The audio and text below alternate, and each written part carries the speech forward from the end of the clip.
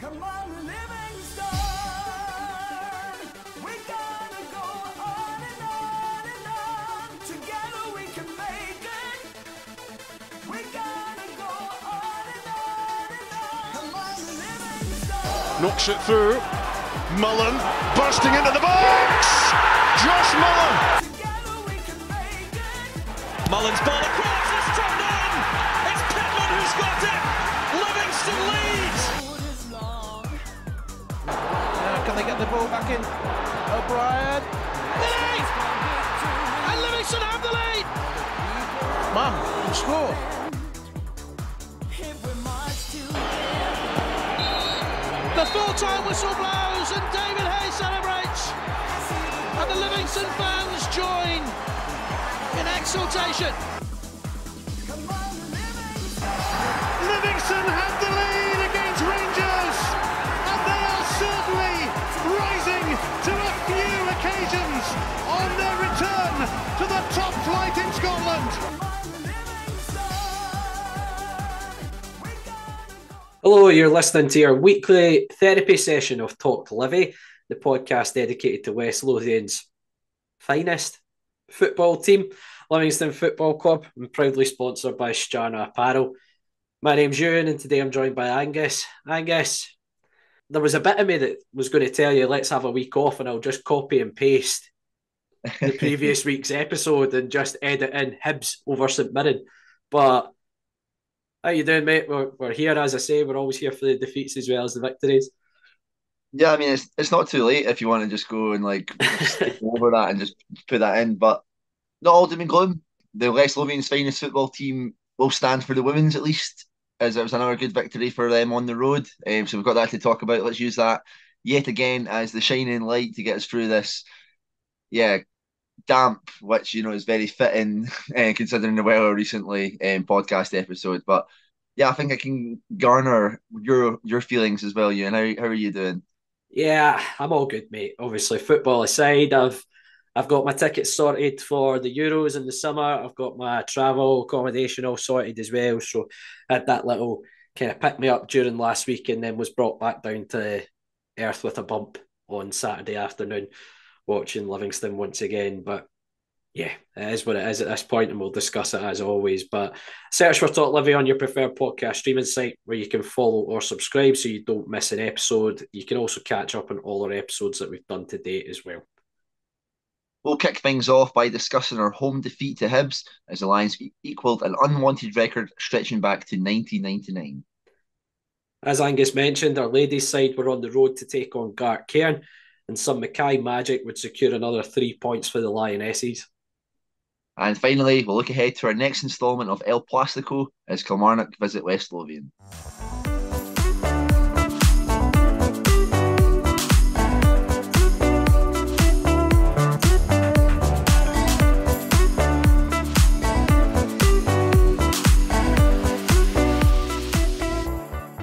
The Lions took on Hibs at the Tony Macaroni Arena, but would prove to be a familiar story for Livy as a first-half strike from Martin Boyle would see Livy suffer their 7th defeat in a row.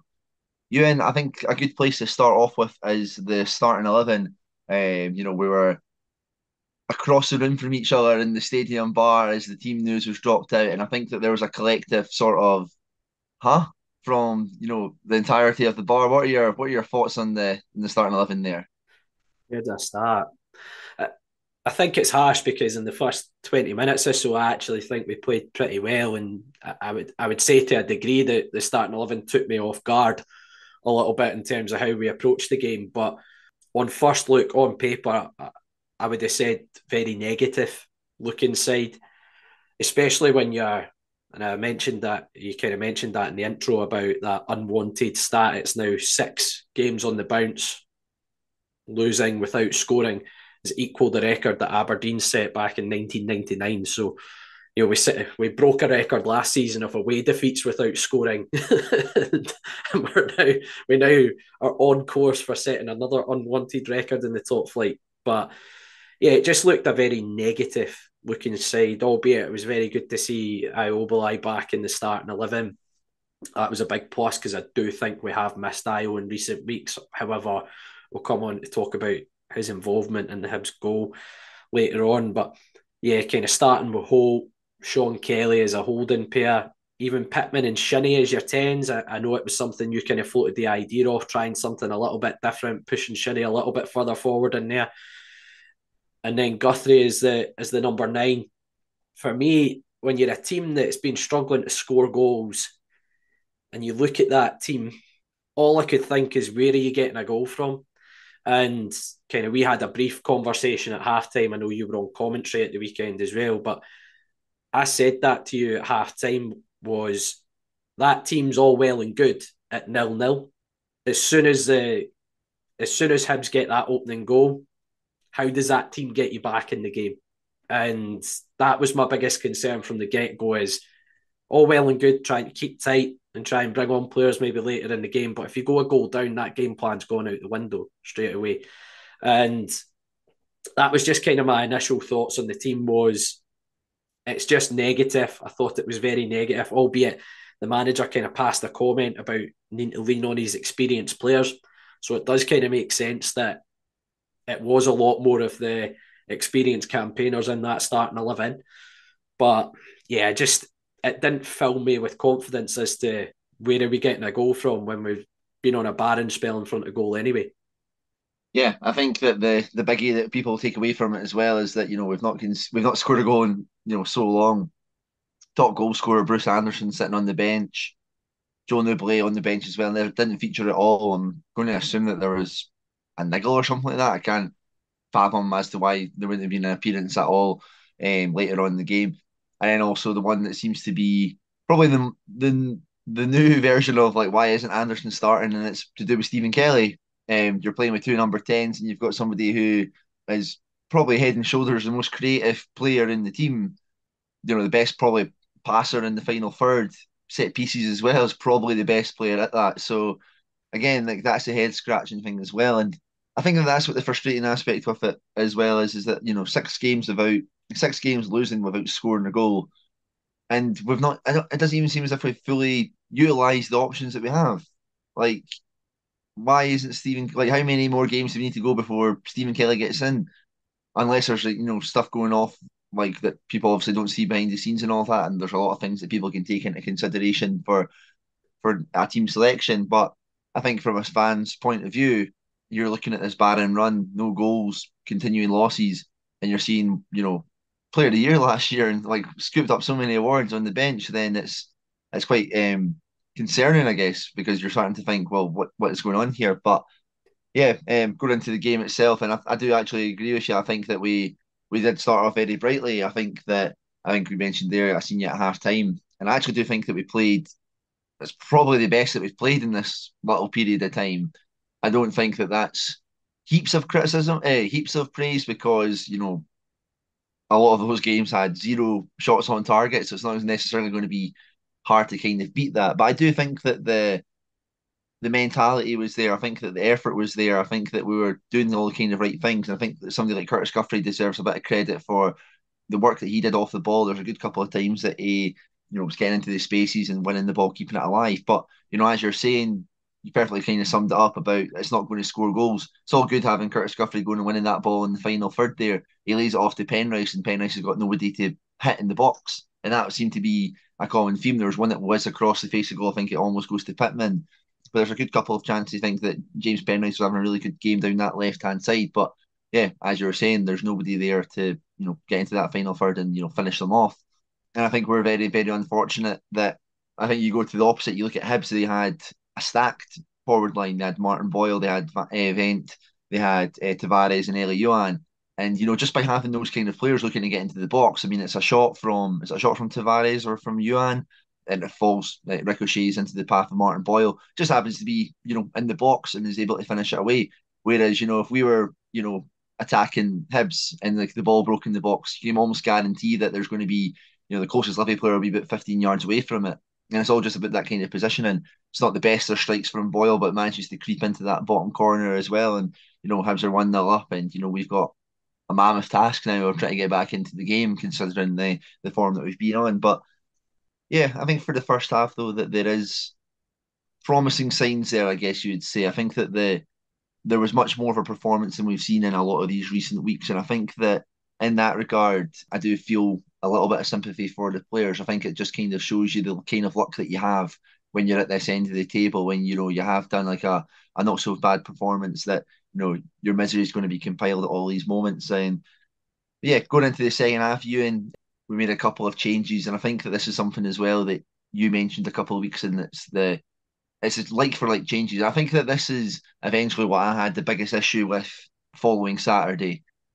Iobelai signals that he needs to come off. We're 1-0 down. Why are we bringing on Tom Parks? We're trying to chase a game here. We can easily go to a 4 at the back to kind of push on and try and chase a game. We don't do that. And what really kind of frustrated me further on as well is that as we were still chasing that goal, we took off Curtis Guthrie to bring on another midfielder. I know Sangare almost wins a penalty then, but well, it was offside, so like it doesn't really matter. But again, we're chasing the game and we're taking a striker off to bring a midfielder on. We're keeping 3 centre halves on. We're keeping Sean Kelly and Jason Holton there as well. It's like just wholly negative, isn't it? Yeah, to kind of touch on the first half, like as you were talking about, I do think we started the game quite brightly, and I think we put Hibs on the back foot, pressed them quite high up the pitch. But as I say, that starting 11 just didn't play into our favour at all. As soon as Hibs got that first goal, which I think is a really sloppy goal from our point of view, I think it's a kind of lazy leg from Iobelai, which deflects it into the path of Martin Boyle, and Mikey Devlin's played everyone on side in the box, and Boyle's tucked it away into the far corner. And it's probably the only real save of note that Shamal George would have had to have made in the game. And kind of we touched on it after the St Mirren game. He's not really dug us out a hole in that instance. But yeah, again, just what you were saying, Penners was having a really good game down the left-hand side. I think he's one of the players I can't really put a lot of criticism on for the recent run of form, because I do think he's, Penners wears his heart in his sleeve. He kind of has a touch of the Nicky Devlins about him. He's a local lad, and he wants to do his best for the football club. And you could see that again with Penners at the weekend. But as you say, he's put 2 or 3 good balls into the box, and there's just nobody there to attack it. You mentioned about that midfield and Stephen Kelly. I think Stephen Kelly got 5 goals last year. If you look at that midfield 4 that was in, I think they got 6 combined the whole of last season. 3 of those were Sean Kelly's penalties. You've got a midfielder there that's almost equal to 4 other players' tally sitting on the bench when you're desperately crying out for creativity and a goal threat. It's just a little bit baffling, and it kind of makes you think, is there something else behind the scenes, which kind of explains why he's not playing. And it would be interesting to see if that is the case. But I think Hibs still had the better chances in the first half, and I think as well, Hibs had that. We're playing a 4-4-2, Venti and Boyle through the middle, but then had Tavares and Euan either side, who were almost making it like a 4-2-4 at times. And all you can say about that front 4 is they have got pace to burn.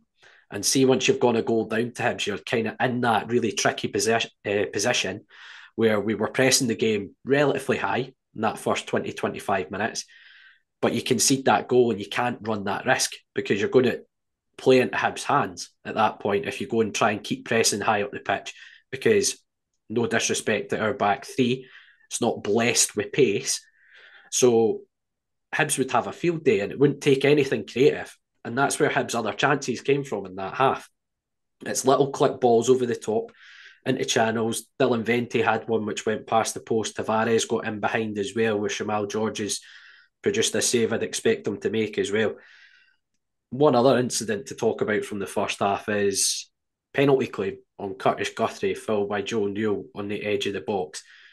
It obviously got looked at by VAR, but VAR, I believe, have deemed it that Curtis Guthrie initiated the contact. Have you seen it back? What's your thoughts on it? I'm not looked too much into it. I'm not entirely clued up. I don't really like to watch the highlights after we've lost, to be honest. Well, having watched it back, basically, Curtis has done what you would expect any number 9 to do, and he's got in front of his man and he's trying to get his body across the front of his man, and he puts his leg across to protect the ball, in my opinion. And I listened to the manager's comments after the game, and I do agree with it. And Joe Newell's just kind of clumsily bundled through the back of him. Now, to put it in perspective, the referee gave a foul to Hibs, and then it's getting looked at by VAR for a possible penalty. Now, if the referee has given a foul to Hibs, and it's then being looked at for a foul on a Livingston player, surely that's a clear and obvious error, and he should be getting sent to the monitor. You can only assume that they deemed it was still a foul by Guthrie, I'm guessing. That's what I can't fathom out is, and I tell you what, I bet you could see that exact same incident later in the season and a penalty's given. So Well, watch it will happen on Sunday in the cup final. yeah, watch it. It'll be a I Rangers penalty to Rangers. The famous tweet will be out again. But I have to say, I think Joe Newell's given the referee a decision to make, and as I say, if he's given a foul to Hibs, and then they're checking it for a foul on a Livingston player, surely the referee should be sent to the monitor to have a look at it, because they clearly deem it a clear and obvious error. If that's the case, if they are looking at it, I think Guthrie's being clever and trying to get his body in front of his man. Joe Newell's been a little bit clumsy and he's gone through the back of him. I think we've every right to be a little bit aggrieved that we've not got a penalty in that incident. But VAR did get us out of hole in the second half, and I have to say I'm absolutely delighted it dug us out of hole, because the goal forgot about this. The goal was embarrassing, to say the least, between Ayo Obalai and Shamal George to have conceded a goal like that. But luckily, I think both Martin Boyle and Dylan Vente were offside in the build-up to the goal. Before we move on to that, the difficulty of being on commentary and watching that go in and trying not to just be absolutely fuming is maybe one of the strongest withholds I've ever had in my life. I'm pretty sure I was just like, are you kidding? Like, and then thankfully, it did end up. But yeah, me and Connor were just sitting there just completely bewildered by what we just experienced. And I was just like, I need to watch what I'm going to say, because that was ridiculous. Yeah, it was pretty embarrassing defending, I have to say. And yeah, as I say, fortunately, it's come to nothing in the end, because both Martin Boyle and Dylan Vente are quite clearly offside in the build up to the goal. But kind of second half, talked about the changes, and again, just a bit of frustration with them. Jamie Brandon gets taken off a couple of minutes after putting in a cracking cross across the 6-yard box. He's been brought off for Bruce Anderson, which, yes, positive. But then it comes back to the square pegs round holes. Scott Pittman's gone to right wing back to accommodate that change. Why couldn't you just take off Pitts and put on Bruce Anderson? And then this again kind of looks at my changes. I can understand the Obalai one, again, listening to the manager's comments. Obviously, I was been out for a wee while and had been out for quite a significant period of time prior to that injury as well, and had said that he was struggling a little bit. So I can understand maybe the like for like change in that instance. But for me, I think we looked at our most threatening when we had two up with Guthrie and Anderson. I think it was the most joy we were getting. You talked about in the first half how Guthrie was winning a flick on, and then there's nobody in and around him to try and pick up the pieces off it. I think Bruce was nipping in and around there. And, it's probably where we've got an opportunity from in the end, which was David Marshall produced a big save, point blank range from Bruce Anderson. It's probably the one clear cut opportunity we created in the game. But then he takes off Curtis Guthrie and Andrew Shinnie in a double change for Stephen Kelly and Mo Sangari. And I felt we lost our threat again. I felt we just kind of, again, it became very hopeful, kind of long balls up the park, hoping for it to drop into an area.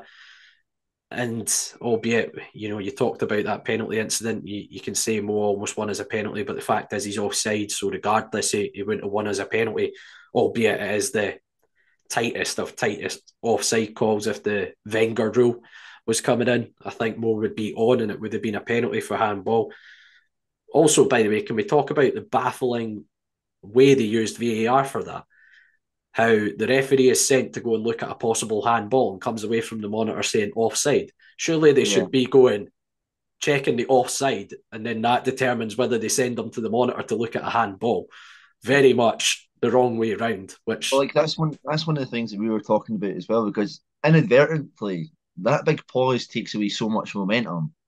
we get a corner there, and you're waiting what, like 3 minutes or something like that for it to like go and change, and it just completely kills the game you're pushing for. So it eventually goes to a free kick to them. You've been standing around for 3 minutes basically, and then what? There's only I think there's only what 5 minutes added on at the end, wasn't there?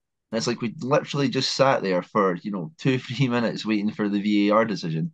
Never mind all the subs that happened as well, and it's just like nonsense. I agree with you. Kind of speed that they made that decision at, and as I say, just clearly done in the incorrect order as well, because they could have saved them having to go to the monitor if they checked the offside initially. If they go, well, he's offside, so it cancels out the handball. That's it, done. You get on with the game and you go and potentially play the corner or whatnot. But I feel like I'm repeating myself every week coming on this podcast at the moment. Yes, I think the performance was slightly improved, but I still think it had all the hallmarks of why we're in this current run of form. Still think we offered a lack of threat. I don't think I disagree with the manager in saying we created more opportunities. I don't think we really did. I think we created one clear-cut opportunity, and I wouldn't even say created it. It was pinball, and it eventually landed to Bruce. It wasn't through intelligent play. It wasn't through passing between the lines. It was very much just scrapping about, and the ball's falling to Bruce, and David Marshall's produced essentially a match-winning save in that instance. I just think there's still such a lack of cohesion when we've got possession of the football in terms of what we're trying to do with it. And I just come away once again really frustrated with how we've approached the game. I think the team selection from the get-go just sets yourself up for failure, in my opinion, if you go a goal behind, and it's exactly how it panned out. Exactly how I thought it would pan out has kind of come to fruition, in my opinion. Yeah, can't really disagree with that at all. You look at it and it's, the goal scoring run is just ridiculously bad at this time. An unwanted record, as you've said. When you're playing in this kind of way and you're relying on, a ball dropping to you, when you're at the bottom of the table, you're not going to get that kind of luck. You need to start making stuff for yourself. We're just not doing that well enough, to be honest with you. However, I guess you can take a look at this and say that it is a step in the right direction. It is an improvement as to the other weeks, because it wasn't that bad, I guess, is like the thing I'll take away from it. But, next week on Saturday, it's going to be possibly an even tougher game, in all honesty. So we're going to have to be, much more at it against a side who've already turned us over quite convincingly this season. Yeah, just another thing I went and looked at, Angus, just out of sheer curiosity, and decided to look back at the season we got relegated from the top flight back in 2005, 2006, just as a bit of a comparison after 15 games. So this season we are 10 points, 2 wins, 4 draws. I think it's 9 goals scored, 23 conceded at this stage in the season. That relegation campaign, we were 8 points after 15 games, 1 win, 5 draws. So still the same number of defeats and 8 goals scored. So only 1 less than what we're on at this current moment in time, and 30 conceded. There's not a lot of difference between those two, and that's not me trying to be defeatist. That season, I didn't think we had the players to stay in that league. I do think we have the players at our disposal to stay in this league and get results in this league, but we desperately need to change the approach. And that kind of comes down to the manager, and the manager trying to be a little bit more positive, in my opinion, with his team selections and trying to find a system that suits the players a little bit more, because I don't think this system's quite working for us. This kind of 3-4-2-1. I do think if you take out the games against the Old Firm, if you look at our goals conceded tally in the league, it's not actually too bad. So I do think we have been more solid to a degree, but I think it is coming at such a detriment towards looking like threatening to win a game of football in terms of at the other end of the park, because the simple fact is you're never going to win a game if you don't score. And we need to offer a threat at the top end of the pitch. And, the manager at the weekend there, I heard a couple of shouts from the stands. The manager had a little bite back at times. I think it's only natural if you're receiving that amount of stick from the stands that you do eventually kind of lose your patience with it and have a little nibble back. But I think there was a shout in particular directed at Mo Sangari and how Davy was, we'll put it politely, talking him through the game a little bit. And I think Davy responded with, I haven't got anything else. And, there's a bit of me that feels for the manager, but also a little bit where you go, well, at the same time, he has recruited the players that are in the building. So that does kind of fall on him a little bit, would you say as well, Angus? Yeah, I guess so. You look at the way that we've done our dealings and all that. I think there's no secret being made about the budgets and stuff like that. I think, in all honesty, just for that though, you look at some of the options we've seen, what like, kind of some of the players can do. For me, my issue more so comes with the performance of players that happens with this.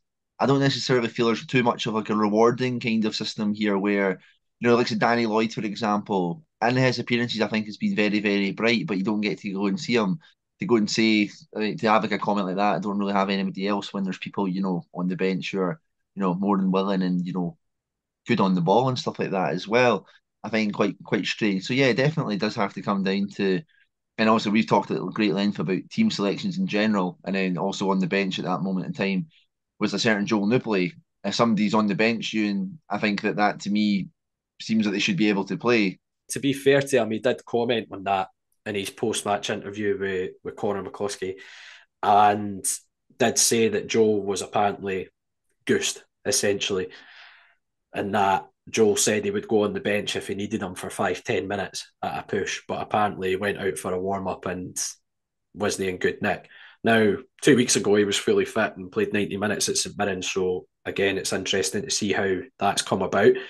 Obviously, he's picked up something. A game missing during, like, we had a game called off as well. Yeah, so interesting to see what type of injury he's picked up that's essentially meant him being ruled out completely for that game and just making up a number on the bench. But look, I'm not in the get the manager out. I still think Davies capable of getting the best out of these players, but he seems a little bit stuck in a rut just now. I said this, I did a bit for the BBC at the weekend there after the game, and that's kind of what I was saying. I feel like he's stuck in a rut in terms of trying not to lose games rather than go and try and hurt the opposition. And I used as an example the game earlier in the season against Hibs. We went up against that Hibs side who conceded loads of goals from cross balls in that early part of the season. And we targeted Hibs in the wide areas. We targeted them, got crosses into their box, and we scored 2 goals from cross balls from wide areas. That's a perfect example of us going to try and hurt a team, get them at a weakness, go and hurt them. Whilst I feel of late, it's all became about entries into our box, getting height into the team, all about trying to stop the opposition and some kind of baffling team selections at times to combat that. You use the Rangers game as a selection. It seemed like overthinking having Montano as the right centre-back and DeLucas in front of him, whilst if you put them the other way around, probably more naturally in a position that they'd be comfortable with. It's little things like that which I think are frustrating the fans at this moment in time. And I think it just needs simplified a little bit. And simplify it, even if that means going to a 4-2-3-1 or a 4-4-2, just getting it a little bit more simplified, get the players in positions that is comfortable and familiar with them, and a system which most players would have played at some point during their career. Because we need something, because I compared those stats to when we got relegated back in 2006, and there's not a great deal of difference when you look at it on paper. But I do feel there are better players in the dressing room than we had at that point in time. So I do feel we can get out this mess. But the fact is, we need to start picking up points now, because I talk about it every season. 35 points typically keeps you out of trouble. We're at a point now where we need to pretty much average a point a game between now and the end of the season to get ourselves out of that mess. In fact, above a point a game. So we need to start picking up wins now. Yeah, you break it down to that, an extra 25 points. This run of form, can you see us winning, 8 more games and then, or even like 6 with a couple of draws? Who knows? But we'll continue to back the team, and hopefully next week against Kilmarnock, that'll be the start of an uprising.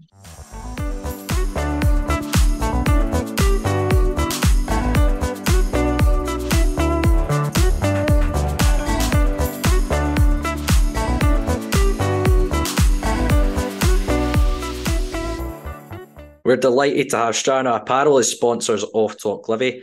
UK based with a Swedish soul, we are Strana. Strana is an independent fashion brand from Scotland who create high quality and stylish attire for on and off the terraces. Inspired by terrace culture, lifestyle and music, all their clothing is designed using quality materials and workmanship to combine the very best style and fit. All of this means you get a premium quality fashion at affordable prices while enjoying a simple and secure service. As a bonus for Talk Livi listeners, you can get 10% off your order using the code TalkLivi at the checkout. We'll also have some exclusive giveaways during the season, so keep your eyes peeled on our socials for those too. And thanks to Sterner for sponsoring Talk Livi.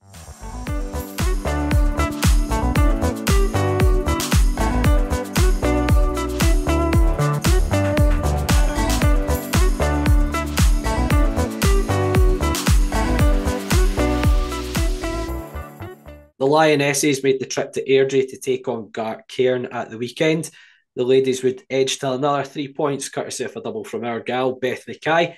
Angus, I'm actually really jealous that you've got the time and able to cover the women's team at this moment in time, because you actually get to talk about anything positive on this podcast. But yeah, another 3 points on the road for the girls. How'd they play?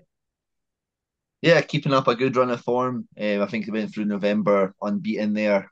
And, a good an away tie here against Gartcairn, who are sitting bottom. But, based off of the performance that they had, I was surprised to see that they were sitting so low. But I think that was mainly down to, I think Gartcairn are struggling for players, in all honesty, Euan.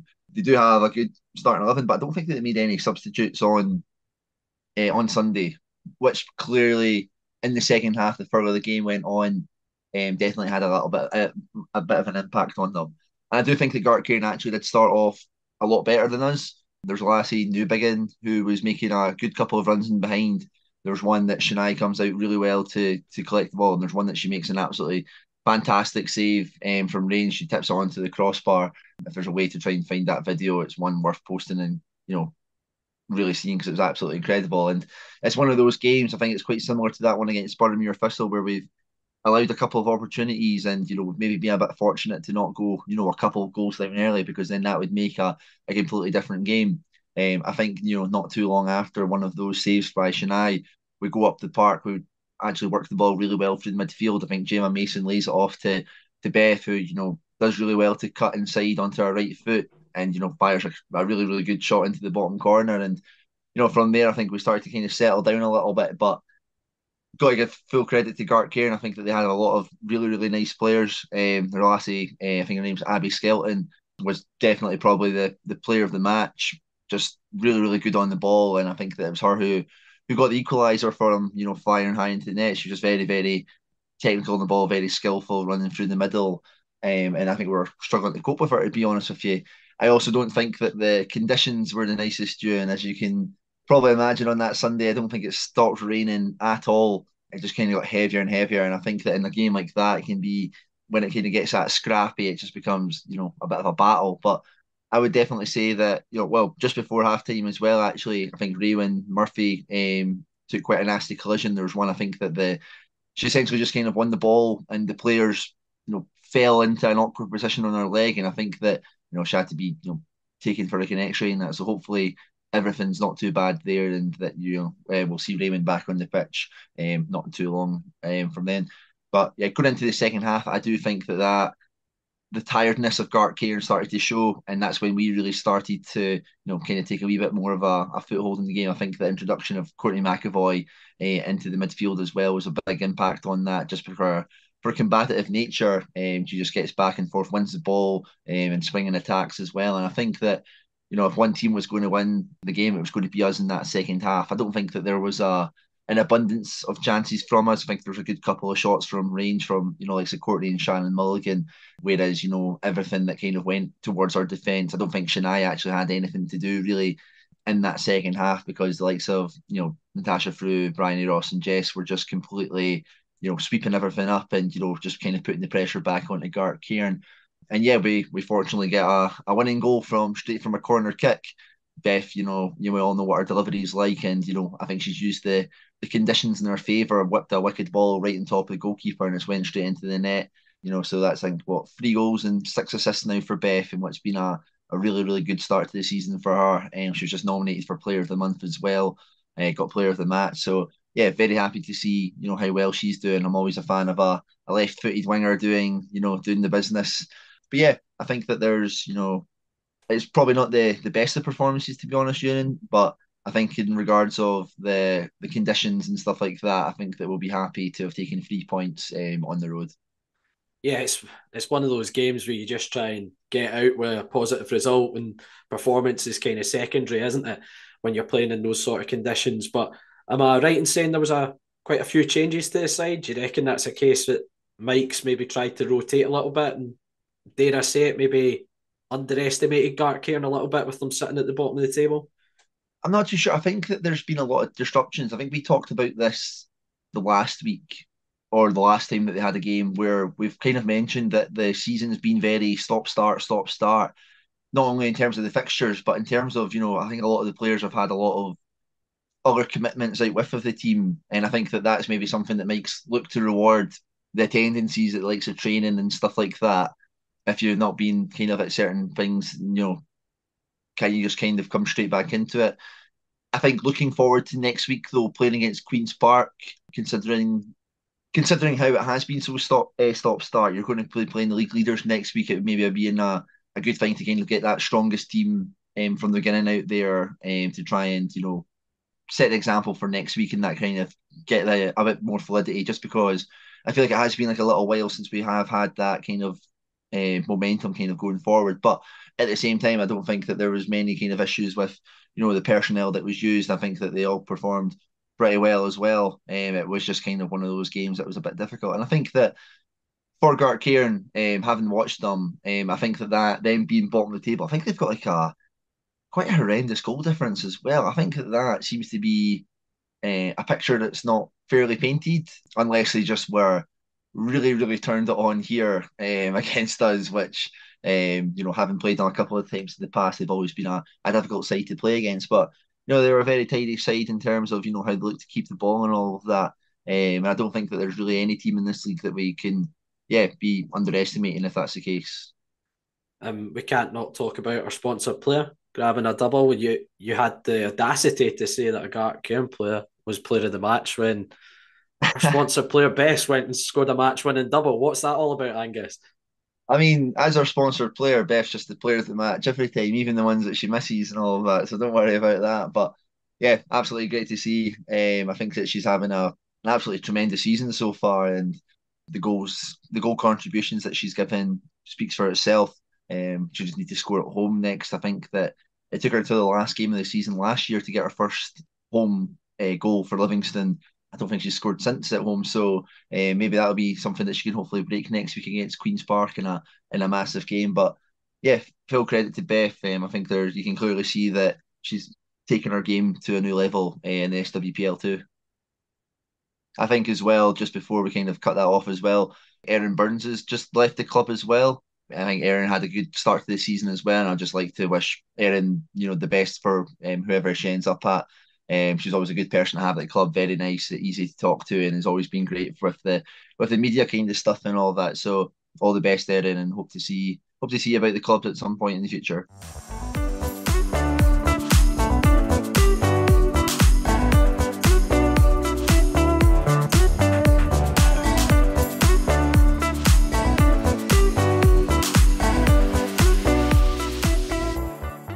Kilmarnock are the visitors to West Lothian as the Lions look to end a barren run of form in the El Plastico. Euan, we've basically discussed all about our team issues and all of that. Have you got any more hope though now that we're reaching this preview against Kilmarnock in the last 15 minutes or so? I can tell by this blank stare expression that you're absolutely thrilled to be playing Kilmarnock, who just came off of beating Celtic, and think that we can take the 3 points against Derek McInnes' stubborn side, who are more than used to playing on plastic, right? Yeah. You know that, is it from Titanic? It's been 84 years. I feel like that now with us having scored a goal. Do you feel like we're also the like the band who are continuing to play the instruments as the ship is sinking deeper and deeper into the murky icy waters. I'm going to try and take the approach for this preview. If you don't laugh, you'd cry. And I'm going to try and be a little bit more positive. I mean, look, we're coming up against a Kilmarnock side who have had, and I have to say, as I probably expected based on the recruitment over the summer, a really good first half to the season, I have to say. Albeit they've still got their flaws, but I think McInnes has got a full season of his own recruitment in. I think he was kind of stuck last year with the group of players that took them up from the championship because they were all given maybe 2-year contracts when Tommy Wright signed them that particular summer. So I think he was kind of stuck with what he had in the dressing room a bit last year, whilst this year he's brought in probably a number of guys that he knows, the likes of Matty Kennedy coming back to Kilmarnock, Marley Watkins is a player he's worked with up at Aberdeen as well. So he's brought guys in that he knows really well, and they are turning into a well-oiled Derek McInnes side. Don't ship a lot of goals, difficult to play against, in particular at Rugby Park, which is where probably our one ray of hope for this game at the weekend comes from, is the fact that Killy's away form is still not great, albeit this season, when you actually look at it on paper, they've only lost 4 of their 8 games away from home.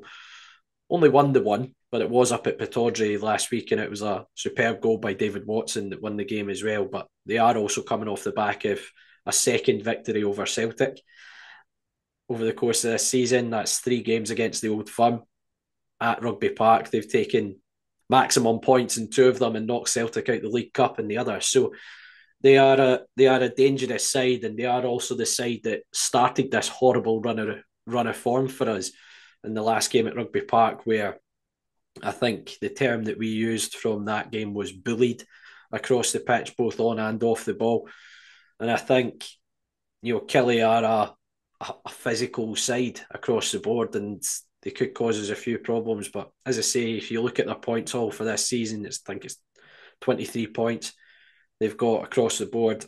However, 17 of those points have come at Rugby Park, and it was probably their biggest stumbling block last year. I think they would have been comfortably out of trouble if they picked up a few more results on the road last year. It was their home form that essentially kept them up. But a few players to be really wary of. Vassell up top, he obviously caused us a bundle of problems in the game at Rugby Park with his physicality. He really bullied our back 3 that day. He's our top goal scorer with 5 goals. Danny Armstrong's got 3 this season. I think he was their top goal scorer last year. And he's also probably their most creative for goals and assists. I think it's 5 assists he's got. And the young lad David Watson and Kennedy have got 2 assists each as well. I think they do play with 2 out-and-out wide players in Kennedy and Armstrong. So I'd fully expect to be, and I'm not wanting this to hinder Davies' team selection when we talk about balls into our box, but I do think they've got 2 wide players that will put crosses into the box to 2 big guys up top in Vassell and Watkins. And we're going to need to be really wary of that. They've got a bundle of energy in the middle of the park with the young lad Watson, who I'm a big fan of. I think will go into bigger and better things in Kilmarnock. And Brad Lyons has had a decent start to the season as well. In the middle of the park, he's kind of proper box to box, gets right stuck in. So I think it's going to be a scrappy, physical, ugly game of football. But I do think we need to get back to being ugly. I really do. I think, as I say, we need to get back to the basics of what got us into the top flight originally, which was being horrible to play against. What you want is that Kilmarnock team coming off the park at the weekend and going, they are horrible. What a horrible bunch of bastards. And we talked about it at the start of the season. We thought we were getting a little bit of that back at times, but we need to get back to that. But we also need to add that little bit of spark up the top end of the park as well. When we do get opportunities at the weekend, we need to be ruthless, and we need to have, as I say, that little bit of spark in the final third. Because, yes, Killy have started the season very well, but they're also not. You can get results against them. As I say, look at their away form over the last 18 months or so. So we need to try and be on the front foot. We've also given out a bunch of community tickets for this game as well, so we're going to have a larger home crowd than we normally would. Definitely going to lose then. Typically, to be fair, the run of results with the community tickets, Angus, you're right, is not great, but you need to try and use that. I think the manager kind of touched on it, that positive energy that you get from the community tickets being given out, and try and use it in your favour. And as I said, I actually feel like this might be some like devilish like scheme by the Grinch to try and steal people's like Christmas spirits, taking the youthful innocence, subjecting them to a dross performance and a result right before Christmas. Oh, dearie me. What's your thoughts on the game then, Angus? Oh, I just don't want to think about it.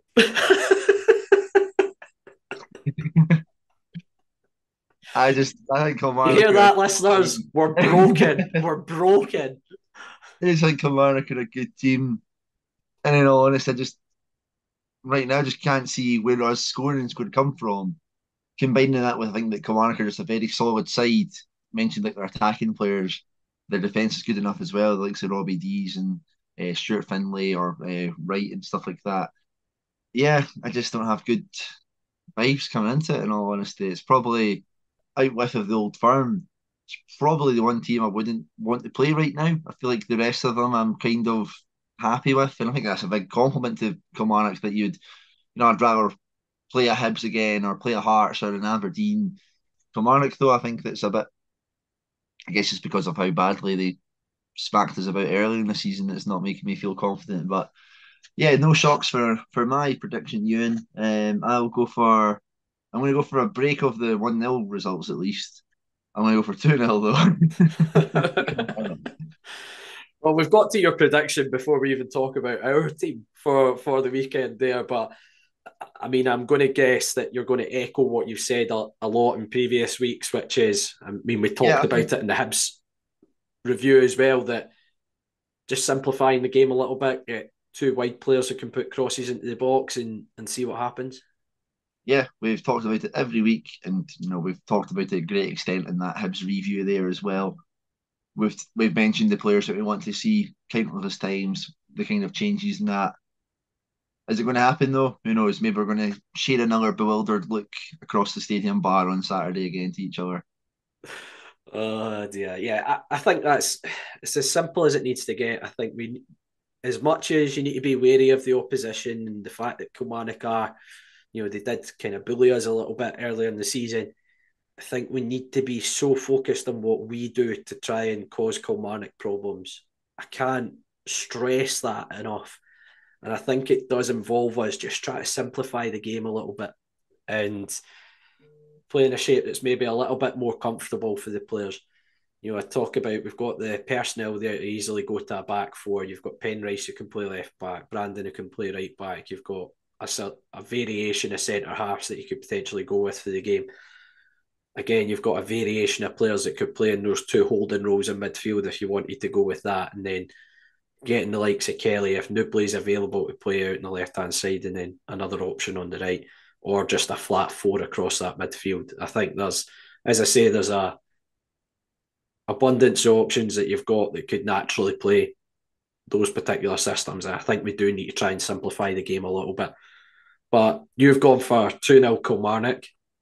I think we're going to make history at the weekend, Angus. We've got another loss with no goal scored. And I think we're going to break that Aberdeen record from 1999. The Christmas spirit. I told you, listeners, we've been broken. We've been broken on this podcast.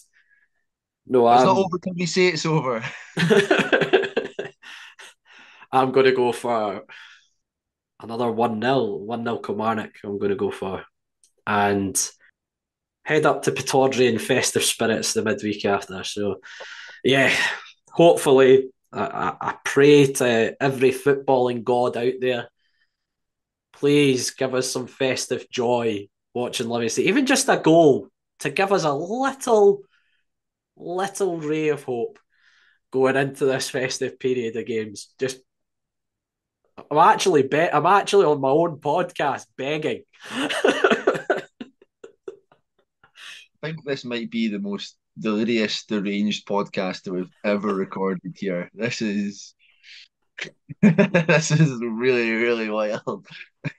As I say, Angus, it's got to that point where if you don't laugh, you'd cry, and I think I'm crying now. No, I'm joking. No, like honestly, I just hope and pray that we can start turning things around sooner rather than later, because it is desperately needed. And as much as every fan is so frustrated at the run of results just now, myself included, you might have your own thoughts on the managerial position, but I think the players desperately need everyone kind of pulling in the same direction and backing the team at the weekend. And hopefully that can help spur them on to get a positive result and start to turn things around.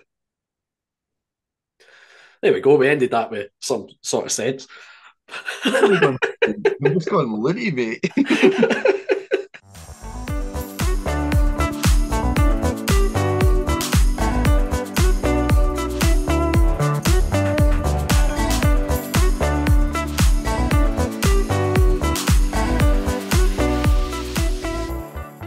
That's it for this week's episode of the Talk Livi Therapy Couch. We really appreciate you tuning in every week. We'd love to hear your feedback as always.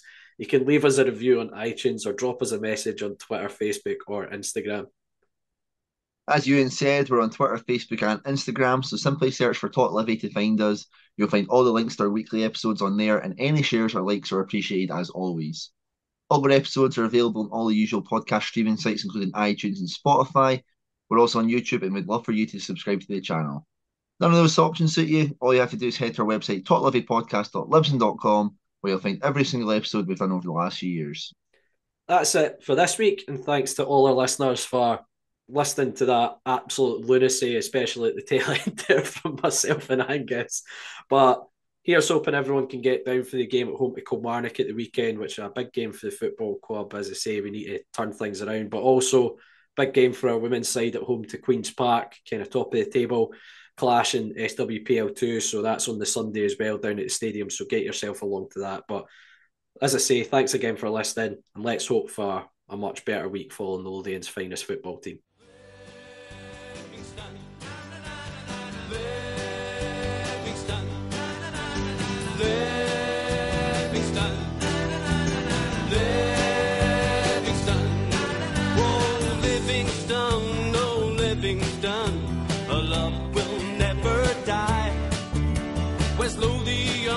West Lothian is our battle cry.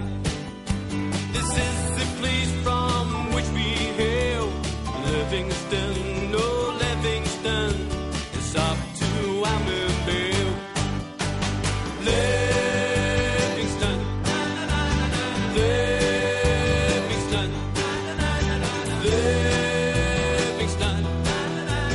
Livingston, oh Livingston. We love it when you score. Livingston, oh Livingston, the Ammonville Lions roar. Livingston, oh Livingston, we realize our vision. Livingston.